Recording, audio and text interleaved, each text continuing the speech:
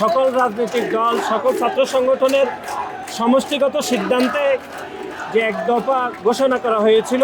আপনারা অতীতে দেখেছেন যে বাংলাদেশ জাতীয়তাবাদী দল কোথাও যদি কোনো রাজনৈতিক সমাবেশ করত, সেখানে আওয়ামী লীগ পাল্টা কর্মসূচি দিয়ে প্রোগ্রামকে কিভাবে বিনষ্ট করা যায়, কিভাবে বিভক্তি করা যায় সেরকম করতে। আমাদের আজকের এই সমাবেশে প্রধান অতিথি হিসাবে বক্তব্য রাখবেন বাংলাদেশ জাতীয়তাবাদী দলের ভারপ্রাপ্ত চেয়ারম্যান, যিনি বাংলাদেশের গণতন্ত্র পুনরুদ্ধারে যে বাংলাদেশের মানুষকে ঐক্যবদ্ধভাবে যিনি গত 17 বছরের নেতৃত্ব দিয়েছেন, এবং আমাদের ছাত্রদলের সাংগঠনিক অভিভাবক জনাব তারেক রহমান আজকের এই ঐতিহাসিক ছাত্র সমাবেশে বক্তব্য দেবেন।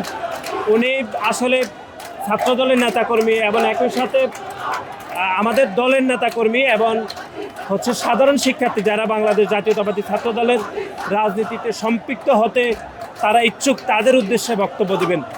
এবং আপনি জানেন যে গত 5 আগস্ট পরবর্তী সময়ে বাংলাদেশের রাজনীতিতে যে একটি ইতিবাচক রাজনীতি প্রচলন হয়েছে, বিশেষ করে ছাত্র রাজনীতিকে যেভাবে খুনি সংগঠন ছাত্রলীগের সন্ত্রাসীরা যেভাবে বিতর্কিত করেছে, গেস্টরুম নির্যাতন, পিটিয়ে মানুষ মেরে ফেলা, জোর করে মিছিলে না হয়, এইগুলোকে ছাপিয়ে যে একটি ইতিবাচক রাজনীতির প্রচলন হচ্ছে বাংলাদেশে, এবং এই ধারাটি আমাদের দলের ভারপ্রাপ্ত চেয়ারম্যান আমাদেরকে নির্দেশিত করেছেন উনি সাংগঠনিক অভিভাবক হিসাবে।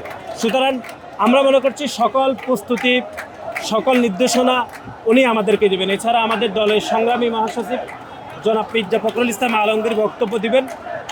আপনারা জানেন যে শাহবাগ একটি গুরুত্বপূর্ণ রাজনীতির চরিত্রের অংশ বাংলাদেশের, এবং এই বাংলাদেশের গণতান্ত্রিক দ্বারাই শাহবাগ আমি মনে করছি একটি বাক বদলের চিত্র।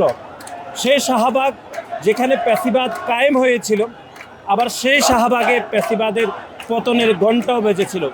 সেই ঐতিহাসিক শাহবাগ চত্বরে থেকে আমরা বাংলাদেশের সাধারণ শিক্ষার্থী এবং বাংলাদেশের গণতান্ত্রিক আমি সকল মানুষকে আমরা আহ্বান জানাবো যে আজকের এই সমাবেশের কারণে যদি ঢাকার কোনো নগরবাসী যদি সাময়িক যে অসুবিধা হবে, ভোগান্তি হবে, সেজন্য আমরা আগাম দুঃখ প্রকাশ করছি। এবং বাংলাদেশের গণতান্ত্রিক আন্দোলনে বাংলাদেশ জাতীয়তাবাদী ছাত্রদলের যে অবদান, বিশেষ করে জুলাই আগস্টে 142 জন নেতাকর্মী শহীদ হয়েছেন, এরকম একটি ছাত্র সংগঠনের এরকম একটি সমাবেশের কারণে যারা ভোগান্তিতে পড়বেন তাদের কাছে আমরা ক্ষমা প্রার্থনা করছি। আমরা খুব দ্রুত সময়ের মধ্যে আমাদের এই প্রোগ্রামটি আমরা শেষ করব। আর আমরা যেটি বলছি যে শাহবাগ গুরুত্বপূর্ণ রাজনৈতিক চরিত্র, সেই শাহবাগে থেকে আজকে বাংলাদেশের ছাত্র রাজনীতির ভবিষ্যতে বাংলাদেশ জাতীয়তাবাদী ছাত্রদল কীরকমভাবে পরিচালিত করবে তার একটি সামগ্রিক রূপরেখা আজকের এই সমাবেশ থেকে দিবেন আমাদের দলের ভারপ্রাপ্ত চেয়ারম্যান জনাব তারেক রহমান। সেজন্য আমরা বাংলাদেশের সকল গণমাধ্যম কর্মী, শিক্ষার্থী, ছাত্রদলের নেতাকর্মীদের কাছে আমরা সহযোগিতা প্রত্যাশা করছি যেন নির্বিঘ্নে আমাদের এই প্রোগ্রামটি আমরা করতে পারি। গত বছর এই দিনে 3 আগস্ট যে সকল রাজনৈতিক দল, সকল ছাত্র সংগঠনের সমষ্টিগত সিদ্ধান্তে যে এক দফা ঘোষণা করা হয়েছিল, সুতরাং এটি একটি গুরুত্বপূর্ণ দিন যে এখানে এক দফা করা হয়েছিল কেন্দ্রীয় শহীদ মিনার থেকে।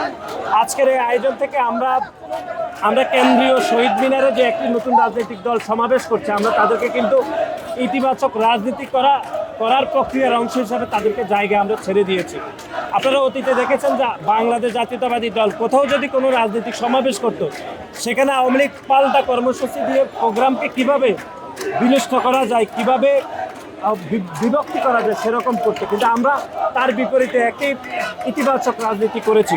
আমরা বলছি সকল রাজনৈতিক দল, সকল ছাত্র সংগঠনের ঐক্যবদ্ধ প্রয়াসে এক দফা ঘোষণা করা হয়েছে। সুতরাং আজকের এই দিনে দাঁড়িয়ে আমরা মনে করছি সেই দিনটি গুরুত্বপূর্ণ। কিন্তু আজকে যারা এক দফা, যিনি ধরুন এক দফা দিয়েছিলেন, তিনি এখন একটি রাজনৈতিক দলের প্রধান, এবং আমরা ছাত্র সংগঠন হিসাবে যারা গত বছর এই দিনে এক দফার প্রণয়ন বা সমষ্টিগত সিদ্ধান্তের ক্ষেত্রে আমরা ভূমিকা রেখেছি, তারাও আমরা একটি ছাত্র সংগঠন। সুতরাং দুইটি আলাদা আলাদা প্রেক্ষাপটে এখানে প্রোগ্রামটি হচ্ছে। আমরা মনে করছি এটির একটি রাজনৈতিক গুরুত্ব রয়েছে, এবং আগামী দিনে ছাত্র রাজনীতি, বাংলাদেশের রাজনীতি কিভাবে পরিচালিত হবে তার একটি নির্দিষ্ট রূপরেখা আজকের এই সমাবেশ থেকে পাবো বলে আমরা প্রত্যাশা রাখি।